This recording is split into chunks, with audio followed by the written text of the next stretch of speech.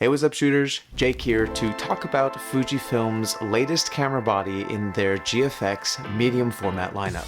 This is the GFX100 II. Thanks to Kondor Blue, I was able to test out this camera for a few days, a couple of weeks before it was announced. I have had plenty of experiences shooting on the GFX100 I, and I previously owned the GFX100S, which is probably why I kept accidentally calling this the GFX100S Mark II. And at first glance, you may actually want to say the same thing, because this no longer has the built-in battery grip style body. This more compact body style does, to me, more resemble the 100S. You'll note that there is a connection port at the bottom of the camera body. This is to support an optional battery grip, which I did not have in hand during my time with the camera. Unlike the 100S and more like the 100, the GFX100 Mark II also has a removable EVF with a tilt variation also available. I didn't have the tilt variation on hand during my time with this camera. Using the standard EVF option, I will say that the 9 million dot display is absolutely gorgeous, especially when I'm already used to looking through a very nice EVF in my A7R5. To note a few more changes to this camera body, internally this thing is rocking a newly developed high-performance 102 megapixel CMOS sensor, which is supported by the X Processor 5. Some more welcome changes also include the addition of the CF Express Type B port, which is sat alongside an SD card slot. I will also mention that just like a lot of the recent Fujifilm camera bodies, this camera is supported by the NPW235 battery.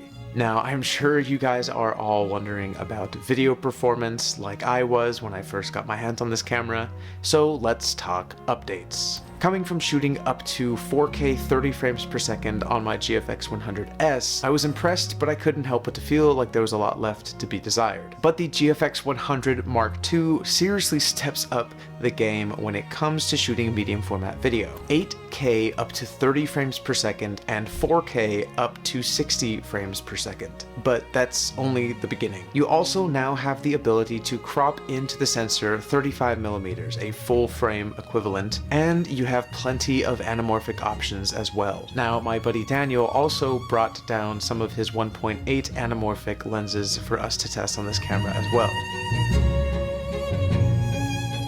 To take it even further, Fujifilm has outdone themselves even more, because out of this full-sized HDMI port, you can record externally 12-bit RAW in both ProRes RAW to an Atomos device and B-RAW to a Blackmagic device. And yet another welcome surprise is that out of this USB-C port, you can also record externally onto an SSD. With that in mind, the Kondor Blue Pro Blade handle makes the perfect companion for this camera. Not only does it make an excellent top and side grip, but it also doubles as a caddy for an SSD that lives inside of the handle. And with the perfectly positioned USB-C port, I feel pretty safe knowing that there's a sturdy connection. I also threw this camera into the Kondor Blue GFX100 Mark II cage, which should be available soon, so you can experiment with a couple of different rig build-outs for your medium format shooting. Fujifilm also did send over their newly developed cooling fan that attaches itself behind the screen with two mounting points. You'll see that there are also connection pins on the back of the fan that line up with the connection port on the back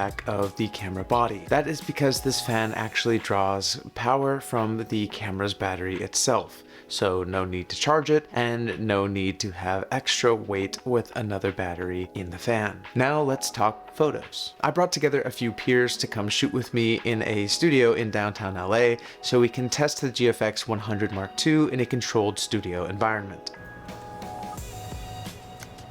So they only gave me one lens to use with this. It's the 45 f2.8.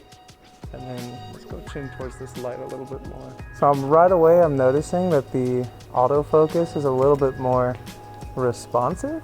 I think on the last GFX100S, I'd say out of 10, I would miss 3 focus points. Sometimes the focus point would kind of scatter and get a little confused. This one seems a lot more sticky, a lot more responsive. I think that's pretty dope.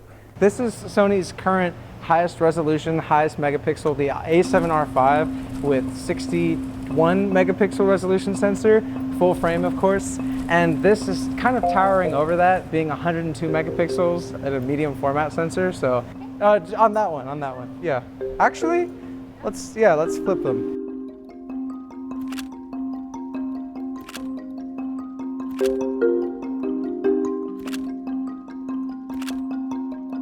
Along with this new camera body, Fujifilm has of course included a brand new film simulation, Reala Ace. Coming from shooting almost exclusively on nostalgic negative when I was using my 100S, I wanted to test the differences between Fuji's two latest film sims. This is the Reala Ace.